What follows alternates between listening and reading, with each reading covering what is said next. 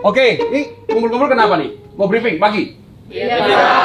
Tolong perhatiin ya, teman-teman semua di sini. Jangan pernah mau jadi karyawan seumur hidup. Yang itu cengeng-cengeng, jangan cengeng-cengeng. Gue lagi ngomong nih, paham ya? Paham, Pak. 2-3 tahun setelah itu keluar jadi pengusaha. Paham? Paham. Perhatikan kata-kata saya. Maaf, Pak. Ini jam berapa? Iya, Pak. Maaf, Pak. Saya bos di sini.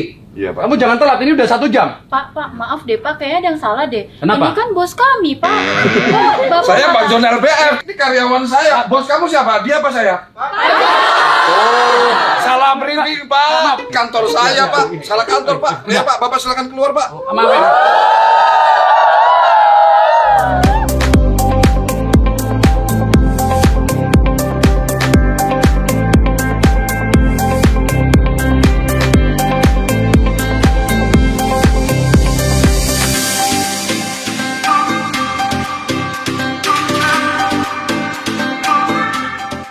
Oke, kemarin sekarang gue mau ketemu bosnya nih.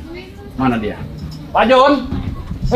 Bos, gimana, Bos? Gue mau sharing bisnis boleh ya? Wah, boleh lah. Nanti sama Baru teman-teman datang ya? ya? Baru datang. Semoga nanti podcastnya inspirasi buat yang mau Harus. jadi pengusaha. Kalian harus nonton karena banyak sisi lain yang belum saya sampaikan di media sosial. Akan saya bedah secara tuntas di podcastnya Kompas. Oke, Ya. thank you. Sukses terus, Sukses. mantap.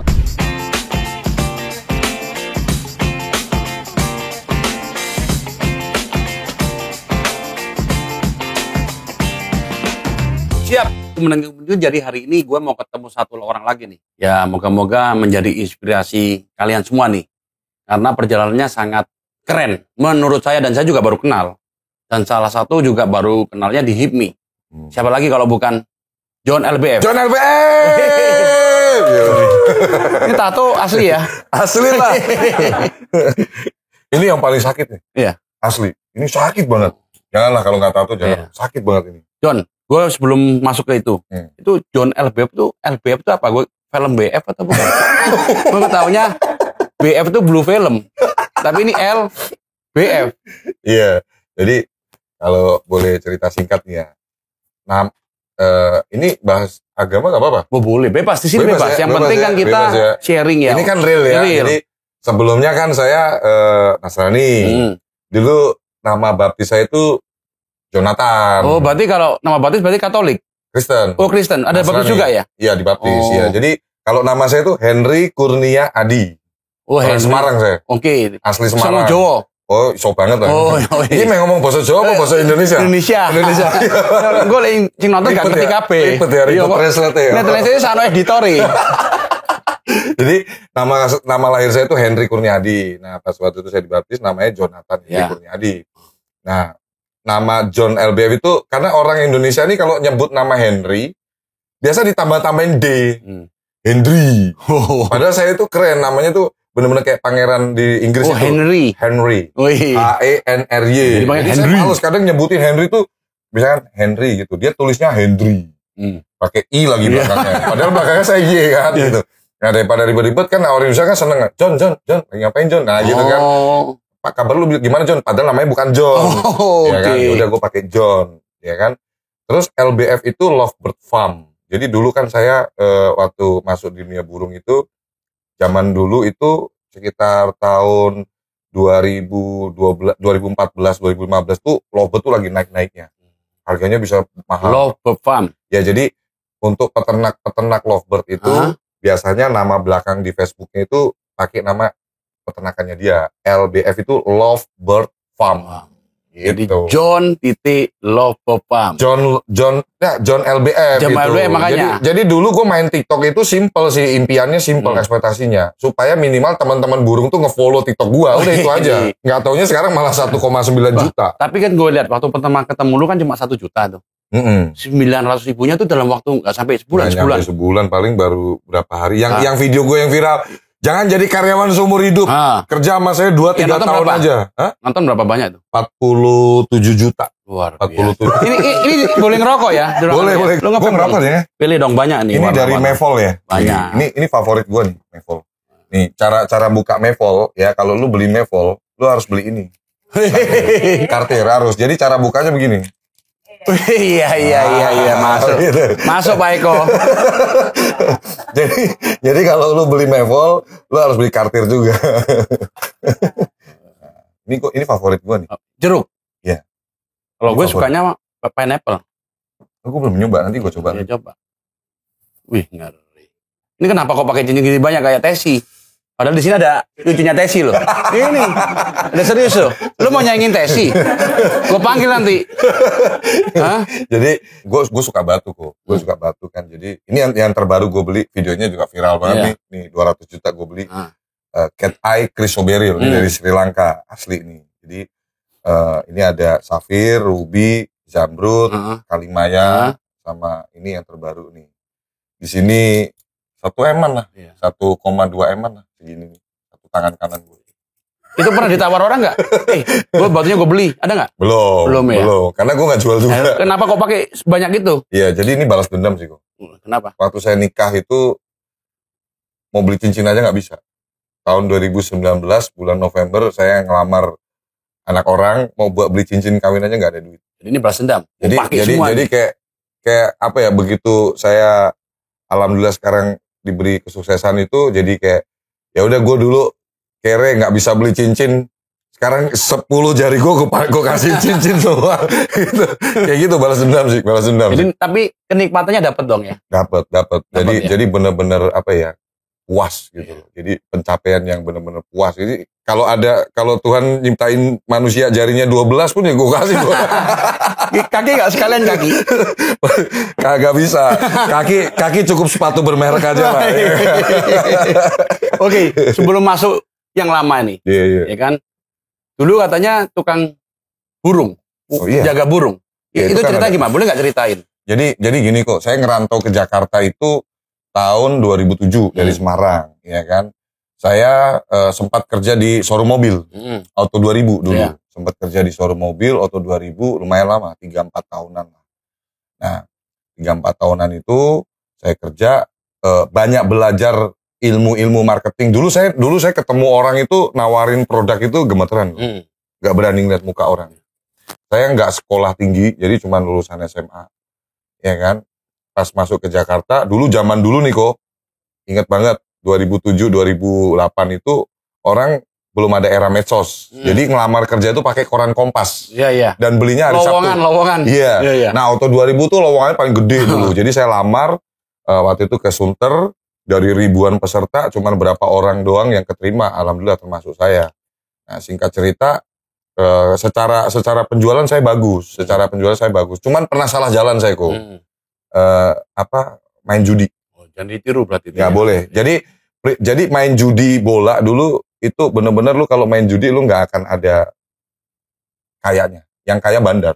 Saya ngalamin banget. Catat itu ya. Yang kaya bandar. Jadi hidup saya itu waktu di Auto 2000 tuh banyak banget masalahnya gitu loh. Banyak banget masalahnya. Jadi kelilit hutang, jadi daftar kartu kredit banyak ya, terus blacklist nggak dibayar. Jadi pakai doang, habis itu hilang ya, nggak dibayar. Ini jujur ya, ini pertama kali saya bongkar semuanya di podcastnya Kobas loh. Spesial ini. Ini buat biar inspirasi. Jadi jangan ditiru. Jadi orang biar bener-bener nyambung gitu. Ini pertama kali saya ngomong di podcastnya Kobas gitu. Kalau sampai nggak viral sih kebangetan. Iya, jangan ditiru ya. Orangnya udah viral, inspirasinya juga harus viral dong. Ya, jadi menurut saya everything happens for a reason sih, menurut saya sih. Jadi setiap orang punya cerita, setiap orang punya masa lalu yang bisa kita petik sebagai pelajaran. Justru jangan ditiru hal yang negatifnya, tapi ambil yang positif-positifnya. Dan saya tegaskan, tidak ada manusia yang bisa kaya dengan main judi, titik. Sama, saya juga pengalaman di judi. Makanya sekarang bola nggak mau nonton sama sekali. Iya, saya kok nakal semua kok, kecuali narkoba. Sampai umur saya sekarang 37 tahun, demi Allah nih ya, 1 butir barang haram itu pun nggak pernah masuk. Berarti bersih. Clean, kalau itu. Saya komit, karena narkoba itu, saya banyak tahu, banyak baca di berita, teman-teman saya dulu juga, itu bikin bego. Nah, Tuhan kasih saya otak pinter, gue nggak mau rusak dengan pakai kayak gitu. Jadi kalau untuk narkoba, gue berani sombong lah, ketemu siapa aja. Kalau judi nggak. Cewek.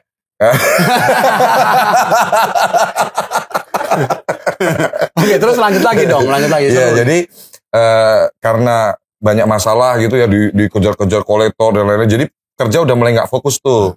2010 udah mulai nggak fokus. Akhirnya saya keluar dari Auto 2000 itu. Nah, singkat cerita, ada lah beberapa kerja-kerja di perusahaan-perusahaan gitu, karena ya nggak mungkin kan kita nggak kerja waktu itu. Nah, pas sekitar tahun 2012, 2013-an itulah, 2012-an itu kayak ngejalanin hidup tuh udah kayak rasanya kayak udah monoton gitu-gitu doang. Bosen. Ya udah, rutinitasnya kayak gini gitu kan. Terus akhirnya di daerah saya di Tangerang, dulu kan kita ngontrak tuh di daerah Tangerang tinggalnya. Nah, ngontrak di daerah Tangerang itu kebetulan teman-teman tetangga itu ada yang melihara burung. Kenari waktu itu pertama kali. Nah, akhirnya saya beli burung kenari, saya rawat, saya pelihara, terus mulai masuk ke gantangan. Gantangan itu tempat lomba burung tuh. Iya. Tempat lomba burung, banyak udahan sekarang rame gantangan gitu. Nah, masuk ke situ, ya jadi penghobi. Di situ pertama kali saya masuk dunia burung, di lomba burung itu, saya kayak punya titik balik. Di tempat lomba burung itu, saya kayak menemukan keluarga. Tempat di mana orang nggak ngelihat status sosial, jadi guyup, rukun gitu. Padahal mereka punya profesi yang hebat-hebat. Orang-orang pemain burung itu, orang burung harga murah bisa 200 juta, 300 juta. Apalagi perkutut, kelihatan. Iya, tapi begitu dia masuk ke arena gantangan burung, ini sama semua manusia. Dia nggak bawa statusnya dia gitu loh. Kumpul satu titik sebagai penghobi. Nah, di situ aku merinding nih, beneran.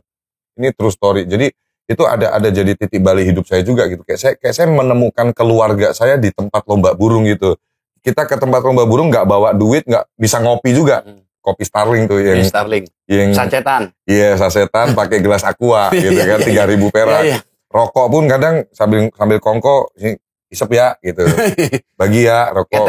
Ketengan gitu. Jadi kayak bener-bener kayak keluarga gitu loh. Nah, akhirnya kecebur saya di situ. Jadi nggak mau kerja kantoran lagi, menikmati hidup, menjalanin hidup di arena lomba burung itu karena saya nyaman. Saya kayak ketemu keluarga saya gitu loh, kayak ketemu teman-teman saya gitu. Nah, dari situlah sampai 2019 saya main burung. Barusan ini aja ya. Semua saya kerjain kok, dari MC lomba burung. Jadi kalau lomba burung itu kan ini. Ya, terima kasih buat peserta yang sudah hadir gitu kan. Mohon dipersiapkan, disetting dulu burungnya ya. 10 menit lagi sesi A dimulai untuk lovebird bebas aksi. Tiket 30.000, hadiah berapa? Kayak gitu. Tiap hari. Jadi gue jadi MC. Berapa tahun itu? 2012-an lah sampai 2019. Lama banget ya? 7 tahunan ya. Sampai hitam gitu? Kecil. Sampai rambut gue tayang tuh kayak orang ya karatan itu. Iya. Sampai karena kita kan lomba burung tuh kan mulainya siang. Jam 1, jam 12, jam 1 gitu kan. Sampai nanti maghrib. Sampai sore. Jadi udah tuh dipanas-panas, tempat terbuka kan. Kalau di dalam gedung burungnya nggak mau ngoceh juga. Harus di outdoor kan suasananya. Oke, tadi kan 2019 ya? 2019 itu saya event terakhir. Jadi saya tuh di lomba burung itu ya ternak lovebird ya. Cuman mulai 2017-an itu lovebird udah mulai turun kok. Udah banyak orang ternak gitu. Jadi harganya udah jatuh. Sekarang tuh 20.000, 30.000. Kalau dulu sempat tinggi. Sampai miliaran lovebird dulu. Cuman saya nggak main yang warna-warna kayak gitu ya. Dulu tuh lovebird tuh sampai miliaran. Sampai miliaran. Jadi lu paham banget burung ya? Ya, mulai sama burung lu paham nggak? Spesialis burung ini. Paling pahamin. Jadi ngembunin, ngerawatin gitu ya. Ngasih jamu itu telaten saya. Jadi gitu. apa yang nggak terlupakan dari begitu lamanya di dunia burung? Yang paling klik, nggak terlupakan pengalaman? Kalau pengalaman yang nggak terlupakan itu di burung. Ya pertama, ya itu tadi saya udah bilang ya. Jadi di tempat lomba burung tuh saya kayak ketemu keluarga saya yang lain. Terus yang kedua, bener-bener ngerasain kerja keras, tapi ya hasilnya segitu-segitu doang. Kayak jadi saya dulu tuh MC lomba burung, ngumumin jadwal. Terus nanti pas mulai penilaian, saya masuk ke lapangan, saya mungutin bendera. Jadi kalau lomba burung lovebird itu, dia pakai kan stick tuh. Ada warna biru, merah, kuning gitu ya. Merah tuh paling gede poinnya. Jadi nanti juri itu dia ngelempar aja. Begitu burung bunyi kek dilempar. Ini nanti kalau durasinya panjang warnanya beda gitu. Nah kan hampar-hamparan itu. Saya masuk ke lapangan. Ngumpulin. Saya pisahin. Jadi yang kuning mana supaya juri gampang ngitungnya. Saya bantu ngitungin tuh. Itu kan gantangan ada 72 burung tuh. Jadi muterin lapangan itu. Jadi ngitungin gitu. Sehari berapa dapatnya? 60.000. Mentok itu 100.000 kali. 100.000. Mentok itu. Wah. Jadi setiap pengalaman hidup kalau kita bisa mengambil sisi-sisi positifnya untuk menjadikan diri kita ini lebih bersemangat lagi, itu banyak pasti. Setiap hari orang itu pasti ngalamin hal-hal yang bisa dipetik pelajarannya. Nah kalau saya di lomba burung itu momentum bener-bener saya tuh kayak waktu itu akhirnya memutuskan untuk coba deh gue mau menata hidup di usia gue ke 35 tahun itu tahun 2019. Waktu itu mama saya sakit. Itu triggernya. Mama saya sakit, saya minjem sama bos saya 500.000 untuk berobat. Dijawabnya, ntar lu balikinnya bagaimana? Padahal ini gue buat berobat mama, gue sayang banget sama mama saya. Mama saya itu benar-benar ya susah banget lah hidupnya. Mama saya itu nggak pernah punya rumah. Jadi kita tuh hidupnya tuh ngontrak-ngontrak kayak anak kucing gitu. Saya inget mama saya ngomong ke saya, dulu waktu kamu kecil inget nggak pernah ngomong sama papa, Ma, kok kita kayak anak kucing, tidur tuh pindah-pindah terus gitu, nggak kayak orang-orang punya rumah tinggalnya di satu titik aja gitu. Jadi saya tuh sangat mencintai orang tua, khususnya ibu gitu. Jadi waktu itu saya sampai saya nangis sendiri lah. Saya berkaca-kaca, saya nangis sendiri, bener-bener kok gue jadi anak laki-laki satu-satunya kok kayak nggak ada artinya gitu loh. Jadi saya kan 3 bersaudara, kakak saya perempuan, saya di tengah, terus adik saya perempuan. Jadi kayak Anak cowok satu-satunya laki-laki lagi kok kayak nggak ada manfaatnya sama sekali gitu loh. Dan jujur aja ya, papa saya itu didikannya keras. Dia nggak kasar gitu, nggak. Tapi kalau marah kenceng nadanya, terus suka ngomongin saya. Jadi kan rumah kita kan petakan gitu ya. Maksudnya rumah yang kecil gitu loh.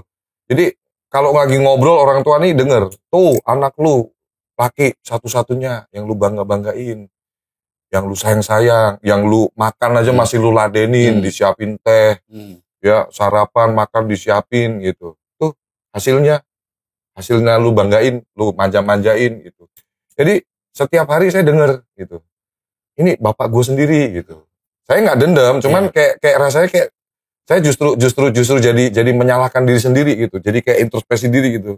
Kok kayak gini ya, gue jadi anak laki-laki tapi kok nggak bisa ngasih kebanggaan buat orang tua saya, papa saya sendiri tuh kayak yang notabene kayak ngomongin saya sampai kayak gitu loh. Kita denger kan rasanya nangis banget loh, ayah kita sendiri. Aku pernah ngalamin juga itu. Iya kan, jadi itu terang-terangan ngomong, itu anakmu yang kamu bangga-banggain. Hasilnya apa? Ini hasil buah dari kamu manjain anakmu. Jadi nggak mandiri dia. Memang papa saya keras didikannya. Dari kecil tuh saya selalu dikasih tahu papa saya, kita bukan orang kaya, kita bukan orang ada. Jadi kamu laki-laki, kalau perut lapar, keluar dari rumah, cari kerja, apapun aja kerjain. Yang penting halal, jangan nipu, jangan nyuri, jangan nyakitin orang. Itu ajaran papa saya terus. Nah, tapi di sisi lain, saya dengar. Nah, tapi memang pernah kita dengar ya, doa ibu ya. Mama saya itu bertekun setiap hari. Saya kalau malam hari itu samar-samar gitu dengar dia nangis. Berdoa sama Tuhan. Mama papa saya sampai sekarang masih Nasrani. Jadi selalu berdoa sama Tuhan. Mendoakan, nama saya disebut terus. Kan ada lagunya, di doa ibuku namaku disebut. Gitu kan. Yang nyanyiin lagu Nikita tuh, lagu rohani dulu tuh. Jadi mama saya tuh selalu konsisten, dia berdoa sama Tuhan. Jika kekuatan doa itu yang bikin kamu sekarang itu ngerasain katanya, dan memang salah satunya faktor. Ya, dan memang kok yang saya rasain juga kecintaan kita pada orang tua itu dahsyat hasilnya. Kita nggak akan jadi siapa-siapa kalau kita kurang ajar sama orang tua, nggak sayang sama orang tua, apalagi khususnya ibu. Jangan pernah sakitin hati makhluk Tuhan ini nih, ibu. Merinding saya. Jangan pernah sakitin hati ibu. Jadi pengalaman juga buat teman-teman nih ya. Pokoknya apapun betul. Ibu ngomel, dengerin aja lah. Masuk kiri, keluar kanan lah. Ya kayak kita itu aja udah disuruh misalkan mama kita atau apa gitu. Itu tuh kayak udah mama kita udah kesel, udah nyakitin hati ibu. Saya tuh bener-bener yang kalau udah bicara ibu mau nangis rasanya. Jujur aja. Jadi mama saya tuh dari kecil tuh tau nggak, abu gosok, bungkusin abu gosok. Dari kecil, anak orang susah. Keturunan balungan kere kalau orang Jawa bilang. Bukan balungan gajah. Balungan kere. Tapi sekarang balungan gajah, men.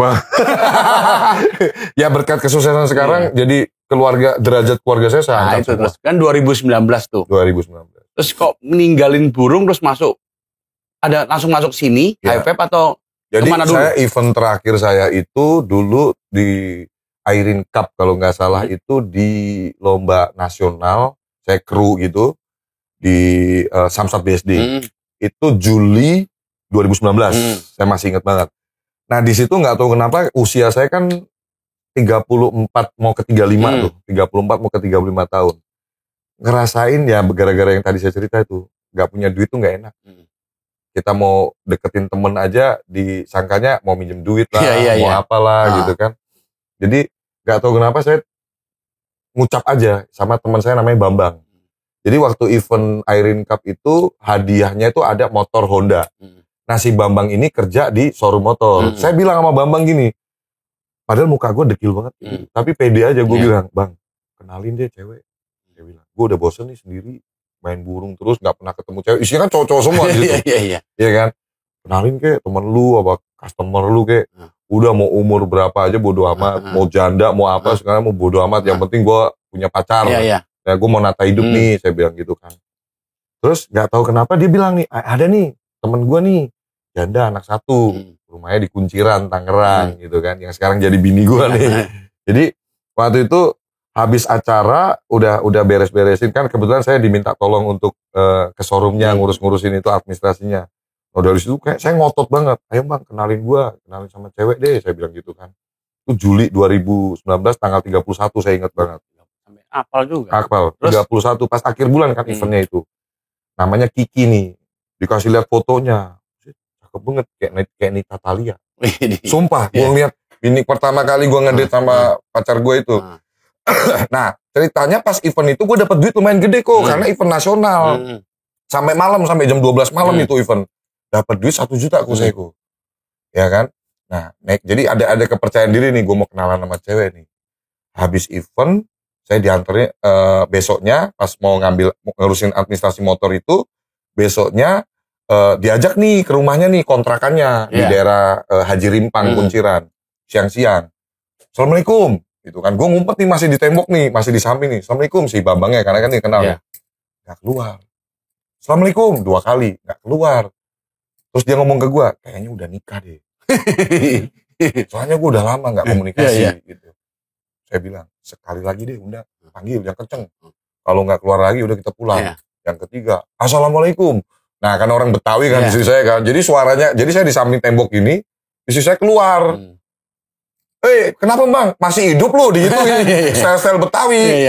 Dalam hati gue, ya udahlah, gue daripada nggak punya kenalan cewek, ya udah, cewek nyablak banget nih gitu kan, orang Betawi asli, orang Betawi situ, masih hidup lu gitu. Akhirnya kita ke situ ngobrol-ngobrol. Nah, mau nih saya ajak karaoke ceritanya, karena gue punya duit 1 juta, sejutanya nih. Ya kan? Modal. Iya, malamnya gue ajakin karaoke di Happy Papi. Ngajak temen-temen gitu kan sama dia. Gue beli parfum udah gue mandi parfum. Bellagio di Indomaret. Gue semprot semuanya ya kan. Muka gue pakein Pons biar agak putihan dikit. Iya, muka gue pakein Pons biar agak putihan dikit kok. Gitu kan. Udah ketemu tuh sorenya gue jemput. Nempel nih cewek. Tahu kenapa? Nempel nih sebelahan sama gue pegang tangannya udah mau gitu kan. Pas pulangnya gue stres. Tagihannya panjang banget. Itu harta gue satu-satunya masalahnya. Gue nggak kerja, sumpah mati gue nggak kerja. 780.000 Happy Papi Bintaro sektor 2. Ya kan? Gue ketok pintu temen gue panggil, Bang. Bantuin kayak dikit-dikit. Gitu. Akhirnya dia kasih 150.000 lumayan napas gue. Karena udah tukeran nomor nih. Gue bilang gue mau deketin lu nih, gini kan. Besoknya pagi-pagi gue kan marketing gitu kan. Pagi-pagi gue bawain McDonald's. Beli di Geraha Raya Bintaro gitu. Gue beliin McDonald's, ya kan. Gue anterin naik motor. Berhenti dulu di pinggir gang. Gue pakai Komet dulu. Kan pakai helm. Jadi gue tuh orangnya detail kok. Jadi gue sebelum 5 meter sebelum nyampe rumah bini gue, kontrakan bini gue tuh, gue berhenti dulu. Gak bodo amat tuh orang mau ngeliatin gue orangnya selon kok. Gue sisiran dulu pakai spion gini kan. Gue sisir rambut gue semprotin dulu. Gue colek di bawah Pons. Ini kan. Udah rapi kan. Nah udah ketemu. Ya kan gue bawain. Seneng dia. Ini cowok perhatian nih. Ada anaknya dia kan. Udah. Hari pertama, hari kedua yang gue yang pusing. Hari kedua gue yang pusing, duit gue udah habis. 700 Udah habis, Ya. udah habis. Jadi hari pertama ngedate tuh gue udah habis. Hari kedua gue ngomong apa adanya. Gue ini belum kerja. Ya, gue selama ini di dunia burung, dapat penghasilannya nggak tentu. Tapi satu hal, umur gue udah 35 tahun nih, saya bilang gitu ke dia. Gue yakin gue bisa kerja keras, minimal kalau lu nanti nikah sama gue. Jadi ini janda nih, nah triksnya nih lu kalau mau deketin janda nih, kasih kepastian. Iya. Jangan cuma lu deket-deketin ajak jalan, kasih kepastian. Jadi gue niatnya nggak mau lama-lama. Jadi kalau ada yang mau niru, ini pengalaman real. Iya. Jadi kalau mau ngedeketin yang orang yang udah janda gitu, udah pernah gagal nikah, kasih kepastian. Gue nggak mau lama-lama pacaran atau apa. Gue maunya nikah. Jadi cewek itu senang dikasih kepastian. Saya bilang, saya ingat banget kata-kata saya gini. Saya memang saat ini orang nggak mampu, biasa-biasa. Tapi gue bukan orang males. Poin itu. Ya, gue bukan orang males. Apapun akan gue kerjain. Mau kepala jadi kaki jadi kepala. Gue jamin lu kalau hidup sama gue, lu nggak akan kelaparan. Lu akan gue jadiin ratu di kehidupan gue. Ya, itu kata-kata gue itu. Sumpah. Bini gue bisa jadi saksi. Gue ngomong gitu sama bini gue. Sampai berkaca-kaca dia gue omongin gitu kan. Nah udah. Satu sisi dia udah berkaca-kaca situ terharu. Besoknya dia juga pusing. Karena tiap hari ini 3 bulan pacaran, dia yang bayarin terus. Dia yang bayarin terus kok. Okay. Dia yang bayarin makan. Hari kedua ngedate itu makan di bakso Jawir di di Gading Serpong. Itu tempat makan gue pertama itu. Habis 150.000. Udah kayak orang bego aja gitu. Giliran udah selesai makan kan. Selesai makan udah. Gue kayak orang bego gimana sih gue? Karena gue mau ngambil duit juga dalam banget gak ada isinya. Gue diem aja. Akhirnya dia yang bayarin. Jadi dan gue tuh kalau kata bini gue orangnya kepedean. Udah tahu nggak punya duit, belum dapat kerja, maunya ketemu tiap hari. Karena bini gue cakep kan. Iya. Jadi gue tungguin terus. Kita hidup di kampung kan, di daerah Haji Rimpang situ. Jadi tiap hari tuh gue tongkrongin gue pengangguran nih dari pagi sampai jam 10 malam. Gak gue kasih jeda. Terus gue ngapain di situ? Udah bengong aja nonton TV, ini ngopi, minta kopi lagi. Dia sampai kayak orang pekewo gitu kalau Jawa bilang ini orang nggak pulang-pulang. Jadi dablek gue. Gue kalau udah punya keinginan tuh gue tempel pokoknya lu harus jadi bini gue deh gimana caranya gue gituin kan. Gue tongkrongin dari pagi sampai malam terus. Tapi gue sambil nyari kerja. Akhirnya gue dapet kerja itu di sebut merek apa? Ospas. Ospas itu di Said Sudirman Center. Itu perusahaan marketplace kok. Perusahaan marketplace yang dia tuh punya web base sama aplikasi gitu, dia nyewa jadi makelar.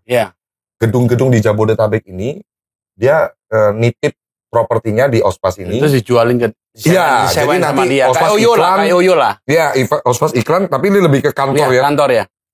Kantor virtual, kantor fisik juga gitu ya. Sama ada pendirian PT. Tapi waktu itu saya nggak ngurusin pendirian PT.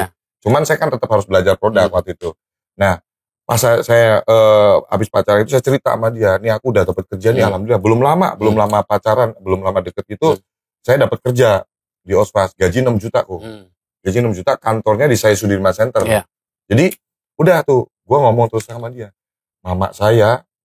Jadi ada 2 wanita nih yang gue kasih tahu gue kerja nih. Dua-duanya bukannya happy, cemberut semua. Yang satu mama gue dulu gue kasih tahu, ma, aku kerja nih di Ospas, kantornya Sudirman Center. Langsung tepuk jidat, gak punya duit. Orang mau kerja kan butuh operasional. Akhirnya mama saya udah pokoknya nanti mama usahain nih. Tuh gak aku keluar ke rumah, ke tetangga sebelah gua, bukan minjem sama yang punya rumah, sama pembantu. Namanya Mbak Asri untuk operasional saya. 500.000, saya masih ingat banget. Akhirnya udah dapat nih dari Mbak Asri 500.000. Saya bilang, Mbak Asri nanti mau kasih tahu ke Mbak Asri nanti kalau saya gajian saya balikin, gitu kan. Terus sama cewek gua nih 500.000, hidup sekarang kan berat, buat beli bensin, makan, gua ngerokok juga kan. Akhirnya bini gua juga ngambil tabungannya, dikasih duit 2 juta waktu itu, dipinjam. Cuman saya udah bertobat lah istilahnya lah, ya kan. Begitu saya gajian, saya langsung kasih jadi separuh saya kasih langsung ke pacar saya ini. Untuk bayarin utang sama mama lo juga. Iya. Berapa lama di sana? Di Ospas. Jadi saya kerja itu Agustus sampai Maret. Berapa tuh? Agustus, September, Oktober, November, Desember. Ya, 7 bulanan. 7 bulanan lah ya. Jadi pas saya udah mulai dapat kerjaan, saya makin percaya diriku. Jadi gini, saya mualaf itu jujur ngomong ya, bukan karena saya mau nikah. Memang saya itu pilihan saya sampai mati, karena lingkungan saya juga dari kecil tuh di Pondok Latin Patah Sayung Semarang itu juga mayoritas muslim. Jadi udah biasa, alhamdulillah, bismillah, silaturahmi itu udah biasa gitu. Jadi saya pas kebetulan aja dapat istrinya juga muslim, saya makin bulat tekad saya untuk memeluk agama Islam kan. Oktober 2019 saya mualaf di Kiai Haji Al-Bukhari di Gang Kancil Roktok. November saya nikah, nggak punya duit. Saya bilang ke dia, udah yuk kita nikah. Nah, sebetulnya kalau boleh jujur, faktor nikah cepet-cepet itu juga karena bukan, udah mau digerebek sama orang kampung gua. Ini kan janda, anak satu. Gue tiap hari datang ke situ. Tapi belum nikah. Tapi nggak nikah. Meskipun kan kelihatan nih kan namanya petakan kan di teras doang. Cuman kan kalau di lingkungan kampung begitu kan sesuatu yang tabu ya. Janda didatengin laki-laki terus. Udah sempet tuh bulan Oktober tuh dia udah digerebek sama RT, dikasih tahu itu siapa cowok kok tiap hari datang ke sini, digituin Bu Kiki gitu kan. Sedangkan kan ibu janda gitu. Nah, akhirnya waktu itu gue tantang nih. Jadi gak tahu bini gue itu atau memang feeling gue ini laki-laki terbaik dia atau terpaksa, gue juga gak tahu. Karena gue ada pernah tanya nggak? Kata dia sih terpaksa. Jadi saya tantang, saya bilang, ini udah kayak gini nih, kalau lu harus nyuruh gua nggak datang, lebih baik kita putus.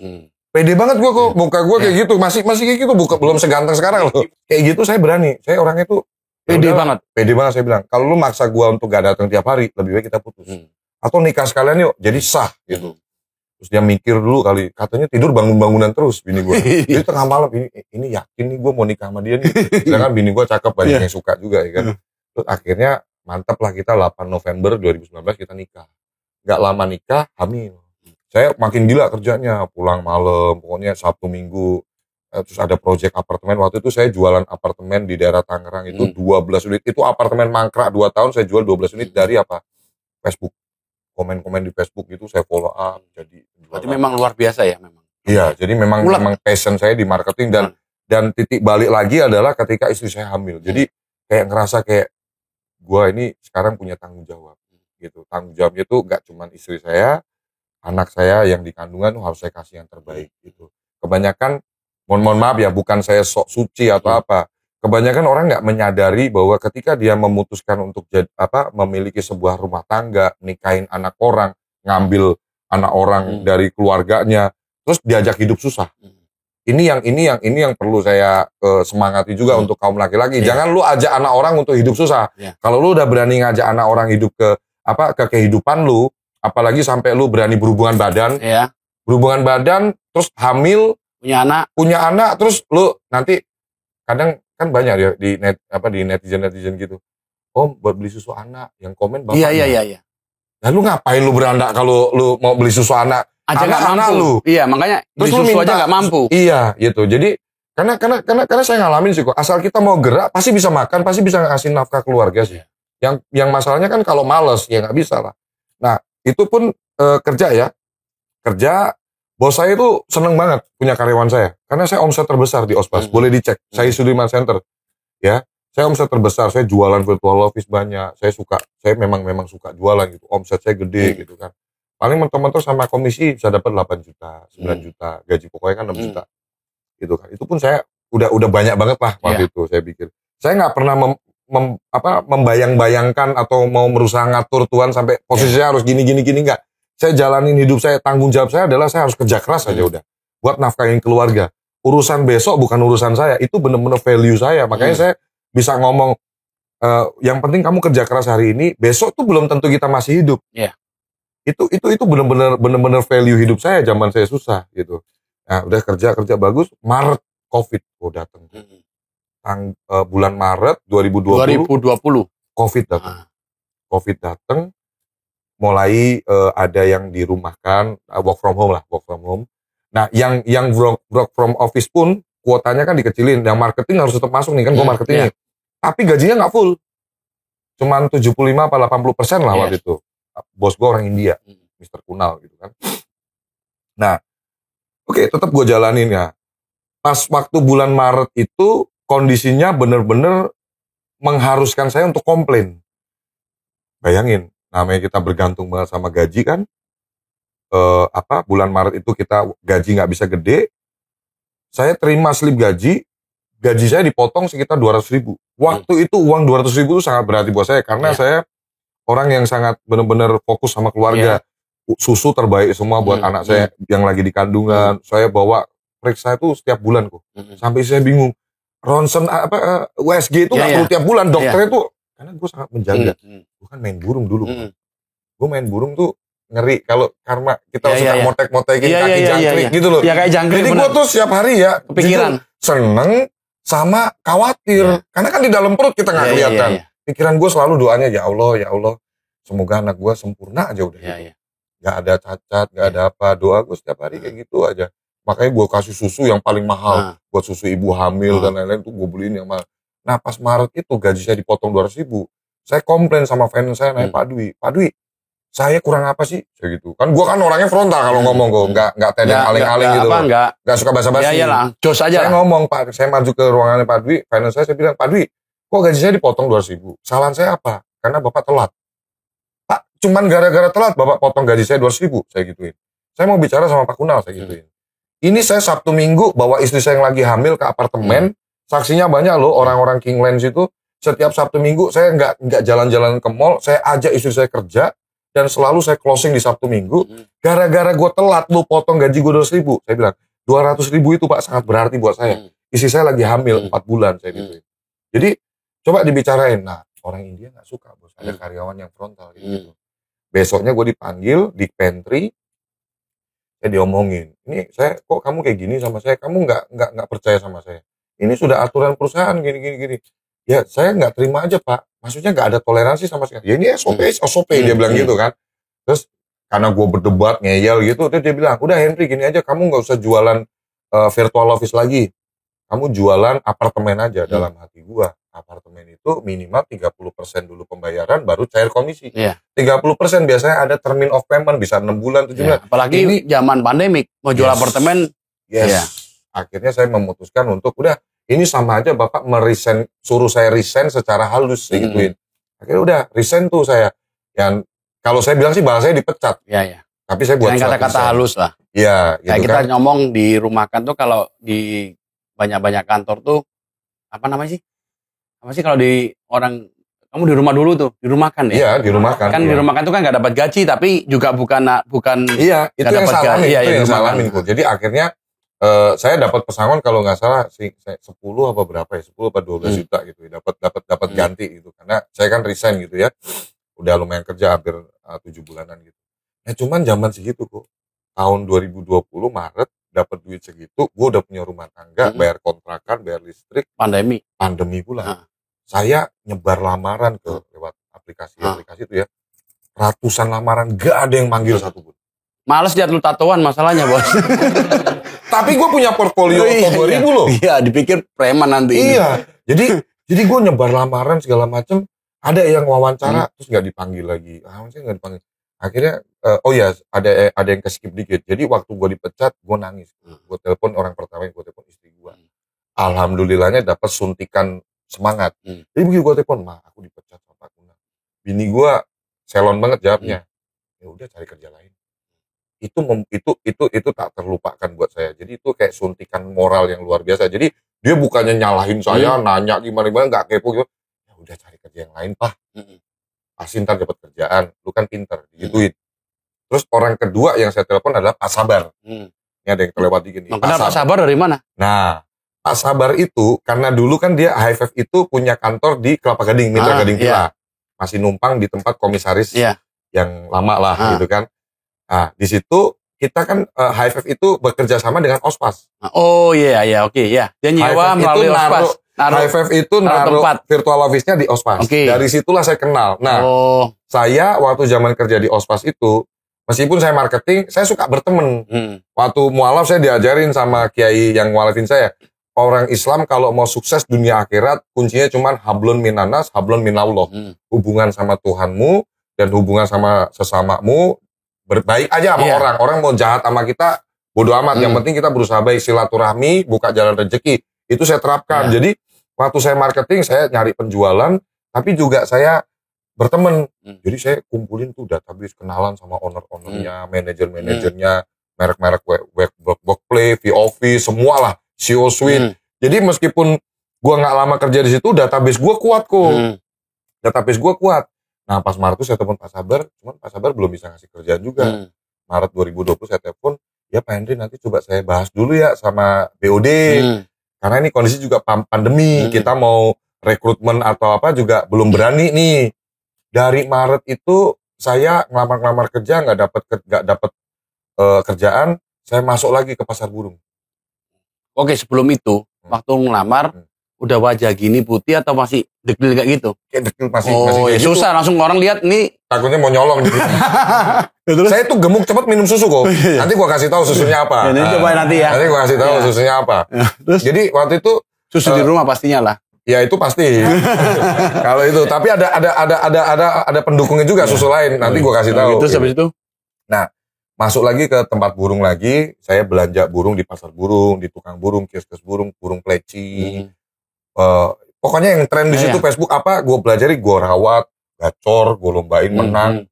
Saya jual lewat marketplace, kayak lewat OLX, Facebook. Jadi dari itu awal lu udah main di sosmed. Jadi otodidak memang ya. Jadi gini kok. Dalam kondisi ilmu kepepet ya, jadi benar-benar terdesak, apapun gua kerjain deh. Yang penting gua bikin buku, ilmu kepepet menghasilkan uang. Iya bener kok. Jadi saya belajar sendiri dari Google, saya bisa cari tahu gimana sih cara iklan di OLX, gimana sih terus dari YouTube tuh banyak hal yang positif yang bisa kita gali di situ, ilmu-ilmu banyak banget di YouTube. Itu yang saya lakukan. Jadi kita punya handphone jangan cuman buat main-main nggak jelas doang, tapi di situ bisa buat kita belajar nggak harus di bangku kuliah. Yes. Belajar nggak harus di bangku kuliah. Kalau asal punya niat aja, belajar lewat YouTube, belajar lewat internet, webinar, banyak yang gratisan juga. Dari situ saya belajar. Jadi saya posting, alhamdulillah dapat pembeli dari Bekasi. Saya komitmen, setiap saya dapat untung, karena saya nggak, posisi juga nggak kerja juga, untungnya berapa, modalnya saya ambil, untungnya saya kasih istri. Dihemat waktu itu. Ini kuncinya. Ya? Jadi kita laki-laki kalau punya pendapatan harus transparan sama istri. Ini saya praktekin betul-betul. Terus nggak pernah lupa juga, tetap saya perhatikan orang tua saya. Mama saya kasih sebagian karena saya juga udah berumah tangga kan. Nah, handphone saya berdering itu 15 Juni 2020. Dari Maret sampai Juni nganggur. Covid. Pandemi. Gak ngelamar kerja nggak dapet, tapi gue muter aja jualan burung yang tadi itu menang, posting dapet duit, saya kasih istri. Juni 15 Juni 2020. Istri saya udah 8 bulan hamil.